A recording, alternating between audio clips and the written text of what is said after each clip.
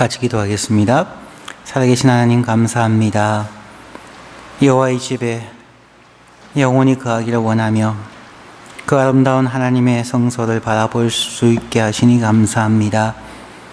찬양대에 주께서 축복하여 주시고 화답하는 모든 성도님들께 찬양의 은혜와 축복이 넘치게 하옵소서. 이제 말씀 듣기를 원합니다. 성령 하나님께서 우리의 마음을 주장하여 주옵시고 삼위 하나님께서 친히 말씀하여 주심으로 우리 듣는 자가 함께 말씀의 은혜를 입고 깨달으며 결심하는 시간 되게 하여 주옵소서. 주여 말씀하옵소서. 주의 종들이 듣기를 원합니다. 예수님 이름으로 기도하였습니다. 아멘. 오늘 하이델베르그 교리문답 설교 12번째 시간입니다. 오늘 설교를 시작하면서 리더의 능력에 대한 이야기를 들려드리겠습니다. 인도의 성자라고 하는 간디에 대한 일화입니다. 어느 날 한 아주머니가 그의 아들을 데리고 먼 길을 걸어서 인도의 성자인 간디를 찾아왔습니다. 간디 앞에 무릎을 꿇은 어머니가 간곡한 말로 부탁했습니다. 선생님, 제 아들을 도와주십시오. 아들은 설탕을 너무 좋아합니다. 건강에 나쁘다고 아무리 타일러도 말을 듣지 않습니다. 그런데 우리 아들이 간디 선생님을 너무나 존경하기 때문에 만약 간디 선생님이 자신에게 설탕을 끊으라고 이야기하면 끊겠다고 합니다. 그때 간디는 그 어린아이의 눈을 바라보면서 어머니에게 말합니다. 네, 도와드릴 테니 보름 후에 다시 오십시오. 그 어머니가 다시 사정합니다. 우리는 아주 먼 길을 왔습니다.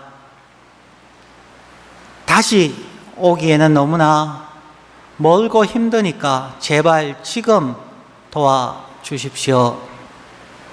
그러나 간디 선생은 다시 말합니다. 보름 후에 다시 찾아오십시오. 제가 도와드리겠습니다. 보름 후에 그 아주머니가 아이를 데리고 다시 간디 선생을 찾아왔습니다. 그리고 똑같은 부탁을 했습니다. 그때에 간디가 비로소 소년에게 말했습니다. 얘야, 설탕을 많이 먹으면 건강을 해치니까 먹지 않는 것이 좋겠다. 그래서 그 아이가 그렇게 하겠습니다 라고 대답을 했습니다. 그때 그 어머니는 고마운 뜻을 간디 선생에게 전하면서 이렇게 말했습니다. 선생님, 궁금한 게 하나 있습니다. 보름 전에 제가 아들을 데리고 와서 선생님을 찾아뵈었을 때에 왜 보름 후에 다시 오라고 말씀하셨습니까? 그때 간디는 이렇게 대답했다고 합니다. 실은 저도 설탕을 좋아합니다. 보름 전에도 저는 설탕을 먹고 있었거든요. 아이에게 설탕을 먹지 말라고 하기 전에 제가 먼저 설탕을 끊어야만 했습니다. 보통 사람들은 자신은 잘 지키지 못하면서 다른 사람에게 교훈하고 가르치며 때로는 디스플린 하는 경우가 많습니다.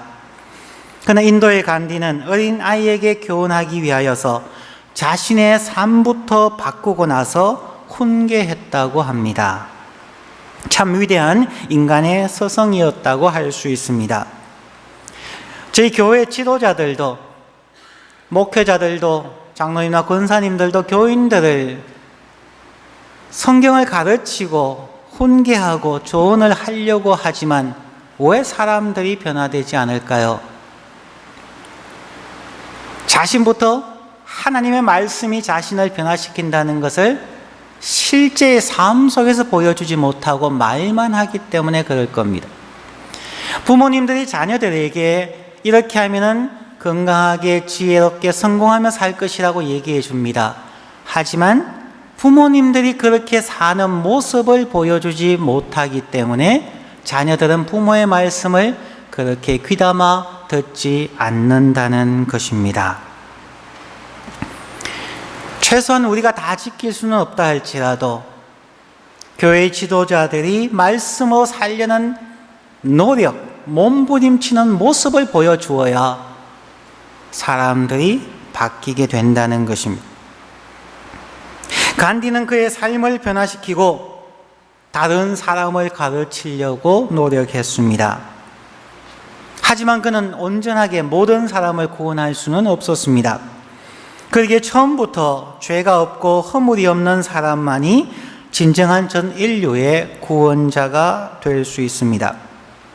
그러므로 진정한 구원자는 하나님의 아들 나사렛 예수만이라고 우리는 분명하게 말할 수 있는 것입니다. 하이델베르그 교리문답 제19문과 답을 다시 읽겠습니다. 29문, 왜 하나님의 아들을 구세주라는 뜻의 예수라고 부릅니까?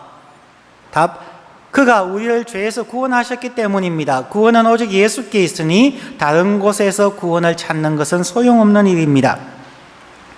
왜 2000년 전 베들레헴 동네에서 동정녀 마리아에게 태어난 아기의 이름을 예수라고 부르라 하셨을까요?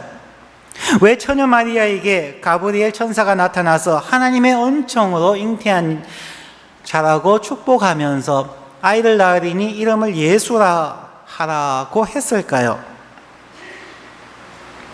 이름은 매우 중요합니다. 하나님의 이름은 성경 여러 곳에 나옵니다. 창세기 1장에 보면은 엘로힘, 창세기 17장에서는 엘 샤다이, 올마이티가 전능하신 하나님, 출애굽기 3장 13절부터 15절에서는 모세가 질문했을 때 하나님께서 나는 스스로 있는 자다, I am who I am 이라고 이야기합니다. 즉 하나님의 이름에는 하나님이 어떤 분이시며 그분의 성품이 무엇이고 또한 그분의 능력과 뜻이 무엇인가를 보여주는 것입니다. 하나님의 독생자로 인간의 몸을 입고 이 땅에 오시는 하나님의 이름을 왜 예수라고 부르게 하였을까요? 우리는 너무나 쉽게 예수 천국이라고 얘기하고 예수 믿으십시오라고 얘기하지만 왜 하나님께서 그에게 예수라는 이름을 주셨을까에 대한 생각은 거의 해보지 않았을 겁니다. 예수라는 이름에는 또 다른 하나님의 능력과 뜻이 내포되어져 있습니다. 예수라는 이름은 구약에서부터 시작되어진 성경 전체에서 희귀한 이름이 아닙니다. 한국말로 예수, 영어로서는 지저스에 해당되는 히브리어는 히브리 말에서 좌슈아 혹은 제슈아입니다. 신약 성경 누가복음 3장에 보면 예수님의 족보가 나옵니다. 예수님의 위는 누구며 쭉 올라가는데 그 예수님의 족보 가운데에 재미난 이름이 있습니다. 3장 29절에 보면은 한국 성경에는 말하기를 그 위는 예수라. 즉 예수님의 족보 속에 그 조상 가운데 예수라는 이름이 이미 있었습니다. NIV 성경에서는 좌슈아라고 번역하고 있습니다. 그는 에르라고 하는 조상의 아버지였습니다. 즉 예수라는 이름과 요수라는 이름은 성경시대에 같은 의미로 사용되어졌으며 예수와 요수아라는 이름을 가진 남자아이들은 참 많이 있었습니다. 이 요수아 혹은 예수의 원래 이름은 호세아였습니다. 호세아라는 히브리 단어의 의미는 구원, salvation이라는 뜻입니다. 히브리어 호세아에서 그 앞에 여호와를 뜻하는 제호바라는 J-E를 앞에 붙이면 제슈아라고 되어지는 것입니다. 그 의미는 여호와는 구원이시다 혹은 여호와께서 구원하시다 하는 말입니다. 화면을 보시면 그런 모습이 나옵니다. 여호와라는 이름과 호세아, 구원이라는 말을 합쳐서 예수 혹은 여호수아라는 말이 되는데, 그 이름의 뜻은 여호와는 구원 혹은 여호와가 구원하다라는 말인데, 이것을 조금 더 의미 있게 해석을 하면은 여호와만이 구원이다 하는 그러한 의미입니다. 예수라는 이름의 깊은 뜻, 즉 하나님만이 인류를 구원하실 수 있다는 신앙 고백을 포함하고 있는 것입니다. 구약 성경에서부터 예수님 시대까지 수많은 사람들이 예수 혹은 조슈아, 여호수아라는 이름을 가진 사람이 많았지만 그 어떤 사람도 이스라엘이나 전 인류를 구원할 수 없었습니다. 오늘날의 어떤 예수라는 이름, 저 남미 사람들 중에서는 아직도 예수스라는 이름을 사용하는 사람들이 많이 있습니다. 하지만 그 이름을 가졌다고 해서 구원을 이룰 수 있는 사람은 아무도 없습니다. 오직 여호와 하나님만이 인류의 죄를 구원하실 수 있다는 것입니다. 그리고 실제로 하나님 자신이 이 땅에 오셔서 우리의 죄를 구원하신 분이 바로 예수 그리스도입니다. 어떻게 2000년 전에 오신 나사렛 예수만이 인류를 구원하실 수 있을까요? 그 예수님만이 이 땅에서 34년의 인생을 사시면서 우리처럼 시험을 당하고 고통도 받으시고 생로병사의 고통을 함께 겪은 분이지만 결코 죄를 짓지 아니하신 분이기 때문에 그렇습니다. 인도의 간디는 자신의 잘못을 고치고 남을 훈계하고 가르친 것만 해도 성자라고 하지만 예수 그리스도는 그의 삶 속에 죄가 없는 분이기 때문입니다. 히브리서 4장 15절부터 16절의 말씀입니다. 우리에게 있는 대제사장은 우리 연약함을 체휼하지 아니한 자가 아니요 모든 일에 우리와 한결같이 시험을 받은 자로 돼 죄는 없으시니라. 그러므로 우리가 긍휼하심을 받고 때를 따라 돕는 은혜를 얻기 위하여 은혜의 보좌 앞에 담대히 나아갈 것이니라. 우리를 구원하실 수 있는 유일한 구원자가 바로 나사렛 예수 그리스도인 이유입니다. 그리고 그분은 기꺼이 우리 죄인들을 매 순간마다 때를 따라 자신에게 나오는 자에게 도움을 주십니다. 그러므로 우리는 항상 예수님의 은혜의 보좌 앞으로 나아가서 기도하여야 합니다.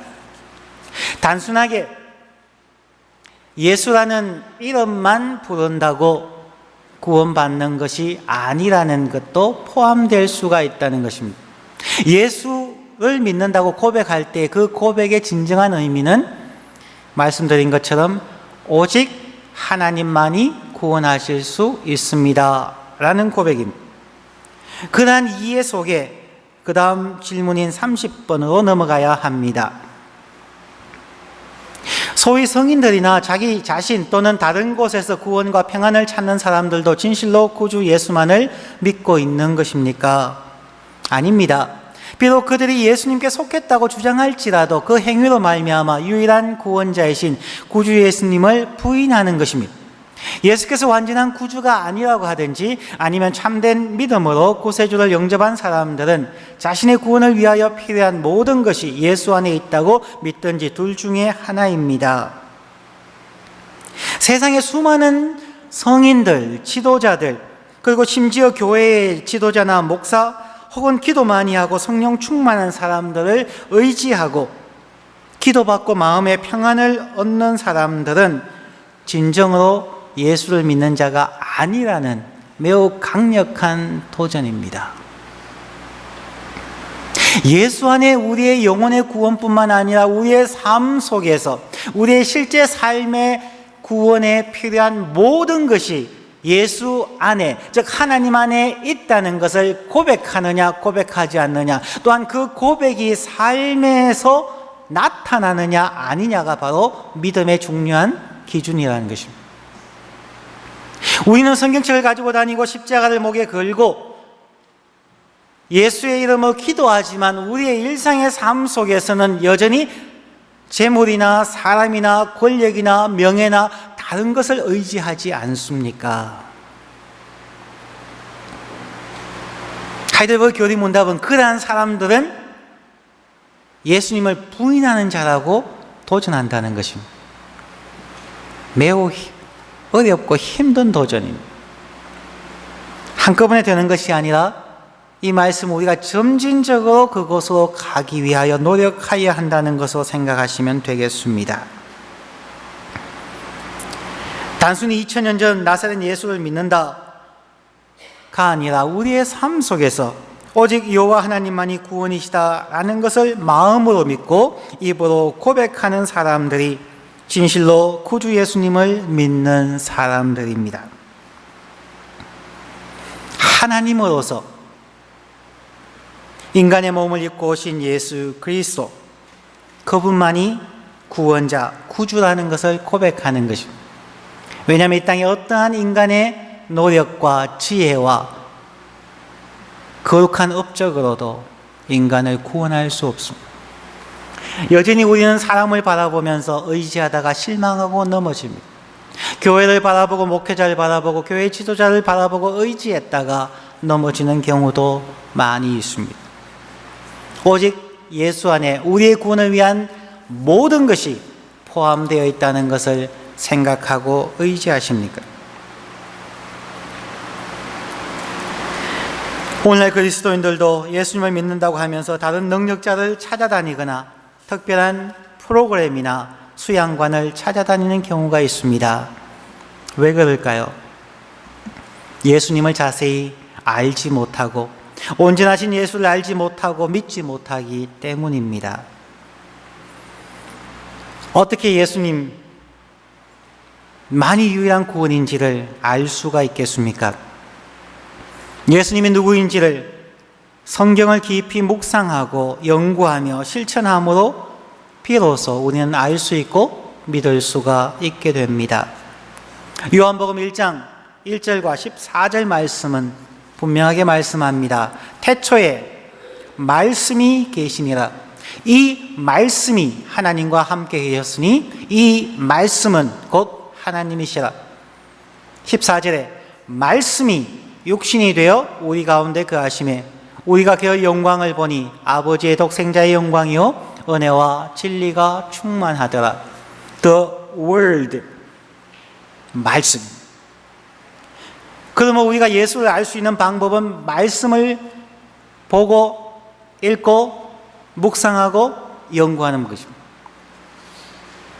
성경을 읽고 설교를 들으며 성경 공부에 열심히 참석하여서 성경 공부를 배우고 이해하며 조금씩 우리의 삶 속에 적용해 가야만 합니다. 하나님 말씀을 믿는 것이 예수를 믿는 것이라고도 할 수 있습니다. 목회에서 가장 중요한 것은 하나님의 말씀을 전하고 함께 배우고 삶에 적용하는 것입니다. 다른 어떤 것이 우선되면 우리의 신앙이 흔들리며 약해집니다. 그러기에 목회자가 되거나 교회의 지도자가 되는 것은 참으로 위험한 일이며 도전되는 부분입니다. 말씀을 전하는 자가 먼저 그 말씀을 통해서 자신이 변화되어지고 있는 과정을 솔직하게 보여주어야만 하기 때문입니다. 예수님께서 당시의 사람들에게 말했습니다. 너희는 서기관과 바리새인들이 하는 말은 듣되 그들의 행위는 본받지 말라고 얘기합니다. 오늘날 우리에게 예수님이 오신다면 동일한 말을 하지 않을까요? 제3상 사람들을 향하여서 혹은 교인들을 향하여서 너희는 목회자와 교회 지도자들이 전하는 말은 덧되 저들의 행위는 본받지 말라고 하지 않을까요?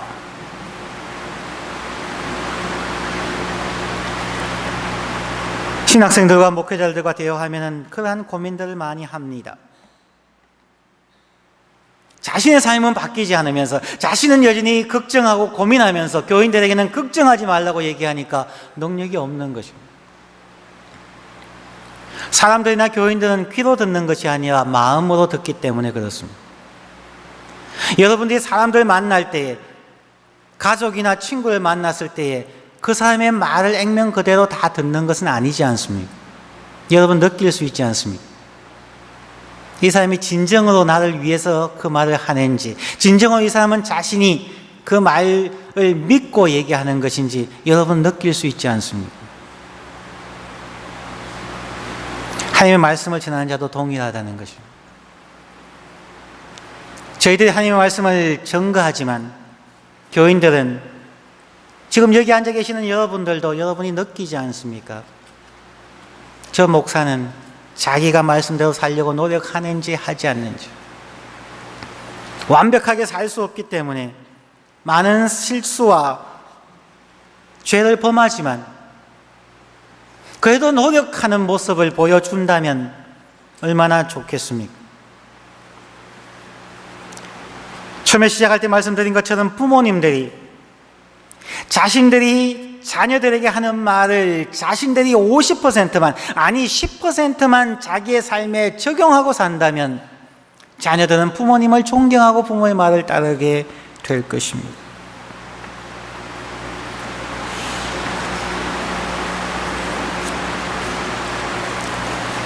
우리의 신앙은, 예수를 믿는다는 것은 결국 하나님의 말씀을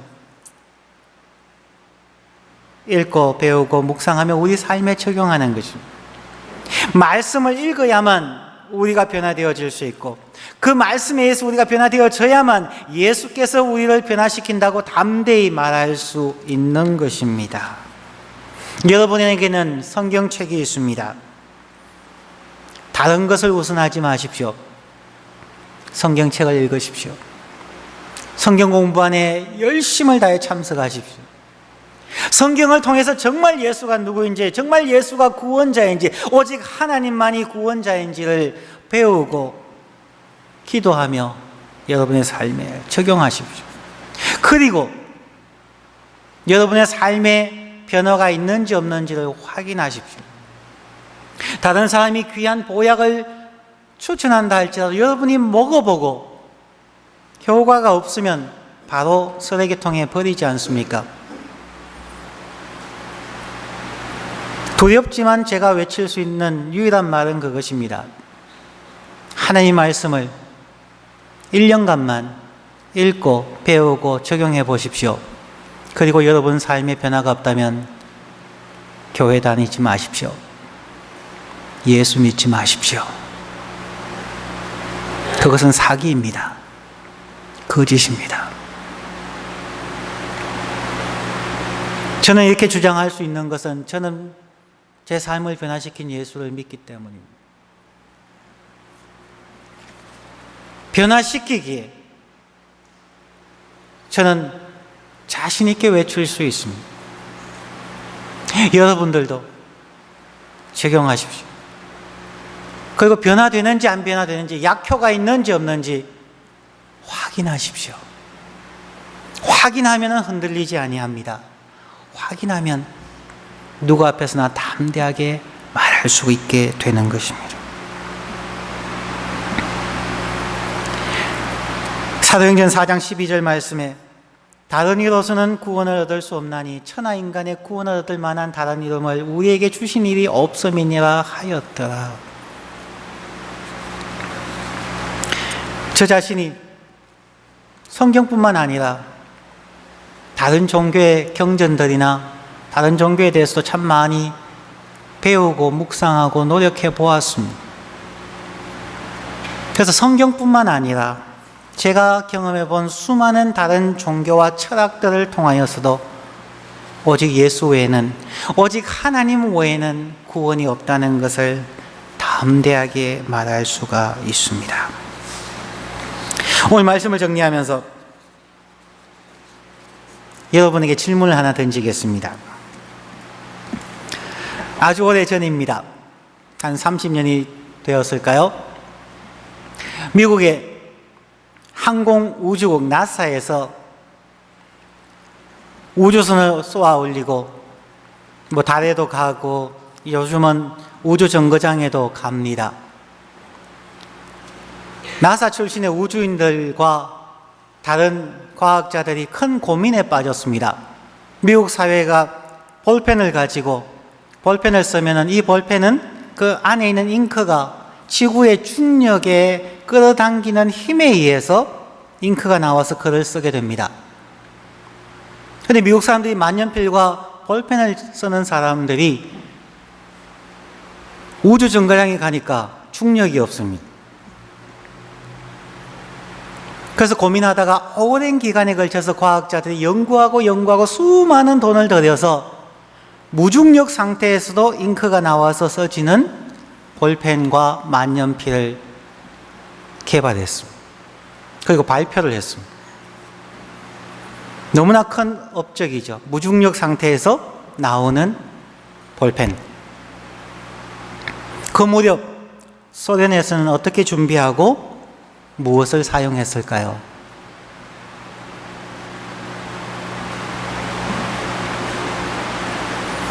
소련 사람들은 연필을 사용했습니다. 연필은 중력이 필요 없습니다. 어려운 거 찾으려고 하지 마십시오. 괜한 것에 시간 보내고 투자하지 마십시오. 가장 간단한 분, 예수 그리스도, 오직 하나님만이 우리를 구원하십니다. 그 하나님을 의지하고 우리의 삶을 한번 투자하시고 여러분의 삶 속에서 변화의 효과를 맛볼 수 있기를 간절히 축원합니다. 기도하겠습니다.